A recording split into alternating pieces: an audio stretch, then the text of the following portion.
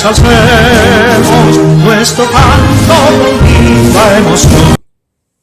Muy buenos días, amigos y amigas de Patria para Siempre y Patria para Todos. En la pasada entrega hablamos acerca del honor de los militares de la Academia Militar Batalla La Carrera, entre ellos los oficiales y los cadetes. Vamos a reafirmar hoy que la incorporación de los cadetes y los oficiales de la Academia Militar Batalla La Carrera ha sido uno de los momentos más importantes de la Revolución Constitucionalista. Fue una participación planificada, razonada, una incorporación a la revolución desde el punto de vista de la conciencia. Nosotros, de manera consciente, hicimos todo el esfuerzo para salir de la Academia Militar Batalla La Carrera, que estaba en el centro, entre la base aérea de San Isidro y el equipo del CEFA que dirigía el general Elías Wessing y Wessing, el CEFA.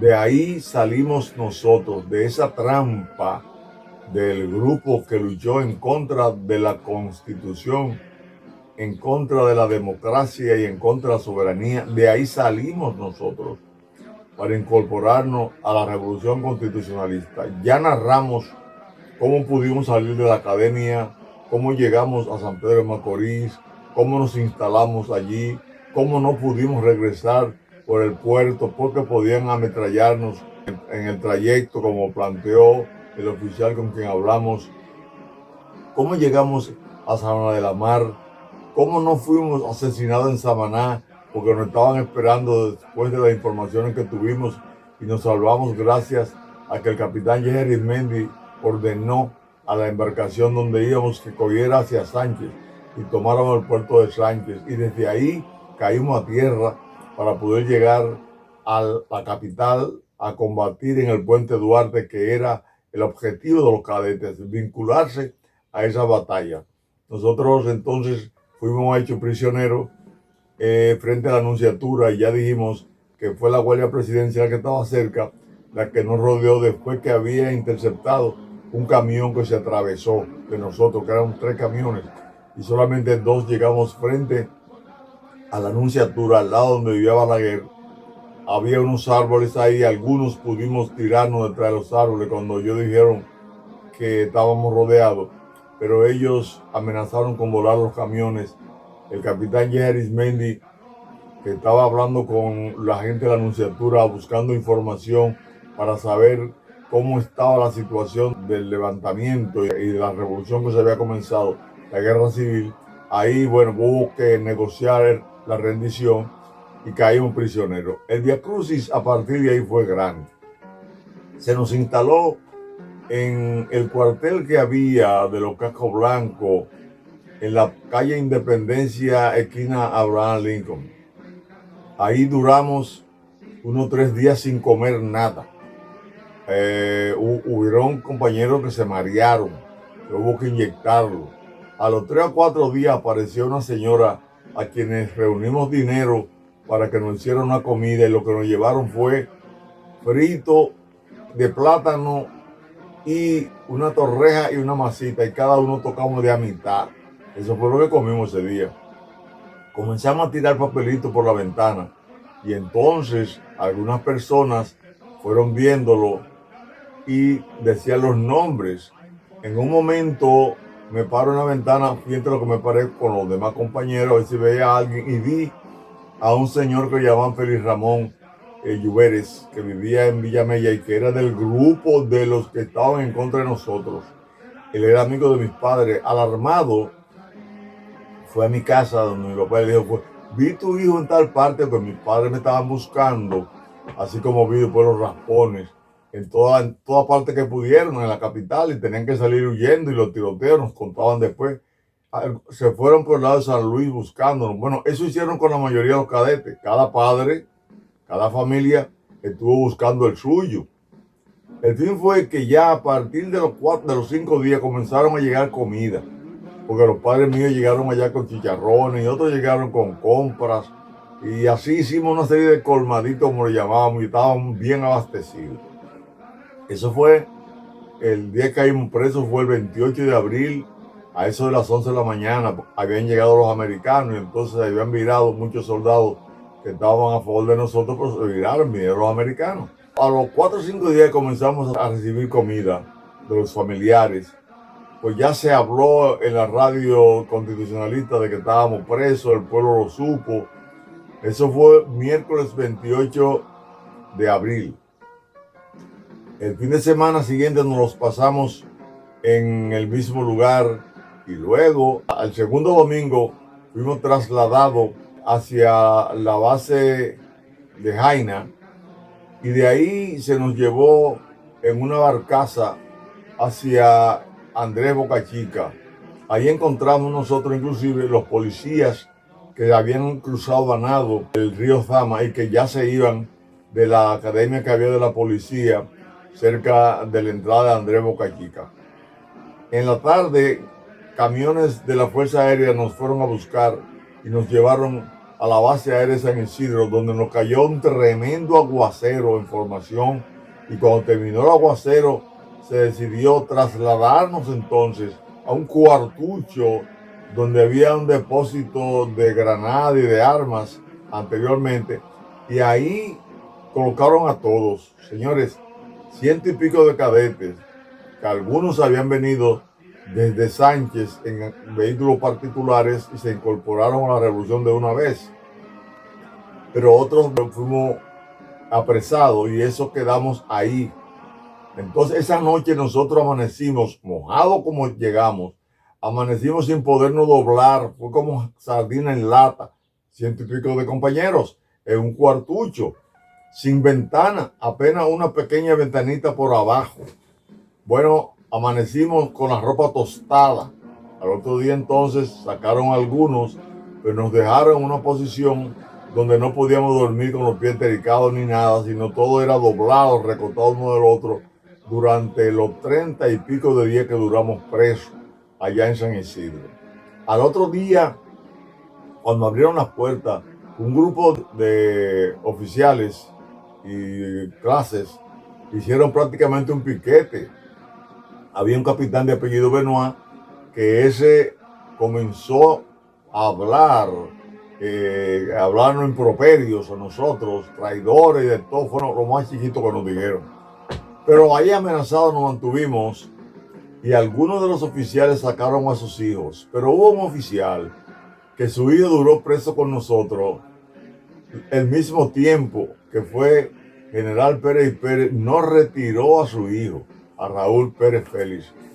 Raúl salió, si mal no recuerdo, el día 31 de mayo, que era Día de las Madres, que fue el día que nos liberaron a todos.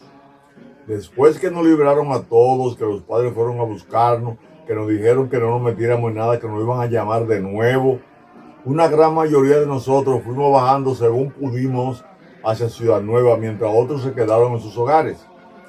Los que se quedaron en sus hogares fueron llamados de nuevo y hubo una cantidad de unos 25, según informaciones, que pudieron ser reintegrados a la academia y se graduaron de oficiales, y algunos llegaron a ser jefe de Estado Mayor del Ejército, como lo fue el que era cadete y luego general, Valdés Bautista, como fue Tejada Boden, jefe de Estado Mayor de la Fuerza Aérea. Hubo otro cadete que estaba fuera del país el día que salimos, que también fue jefe de Estado Mayor, si mal no recuerdo, Recio Hernández. Y así tuvimos algunos que se quedaron y llegaron a ser de altos rangos. Los que fuimos a Ciudad Nueva, cuando ya nos llevaron a Sanssouci, cuando salimos de Ciudad Nueva, y después de la batalla del Matún, que sacaron a los oficiales principales del país, entre ellos Camaño, Montearache, el capitán La Chapelle en ese momento, Mario Peña Tavera, etcétera, muchos que salieron del país,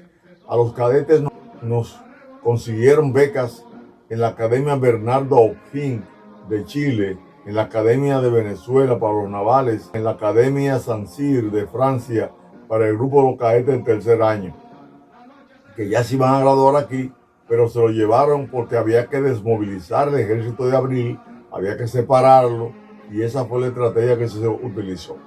Después de ahí, algunos compañeros se graduaron a diferentes academias, pero no lo incorporaron, no lo reintegraron como debió haber sido, de acuerdo al artículo 8 del Acta de Reconciliación Dominicana que firmara el coronel Francisco Alberto Camaño de Ño junto con la Comisión Actor de la OEA, donde se planteó que todos los militares que estaban en la revolución tenían que ser incorporados a sus cuarteles respectivos, siendo solamente favorecidos los que estuvieron del lado de los que le dieron el golpe de Estado al profesor Juan Bosch, de los que pidieron la intervención norteamericana y de los que combatieron en contra del retorno de Bosch y la Constitución. Esos fueron reintegrados, y reintegrados que duraron hasta la época de estar en retiro, muchos de los cuales también fueron oficiales, generales, que llegaron a ser jefe de Estado Mayor también, e inclusive ministros. El mismo Elías Wessing y Wessing, posteriormente, a pesar de las contradicciones con Joaquín Balaguer, terminó siendo ministro, porque a ellos había que gratificarlo por estar en contra de la Constitución y las leyes, y a nosotros había que castigarnos porque estábamos luchando en favor de la democracia, en favor de la Constitución y en favor de la soberanía.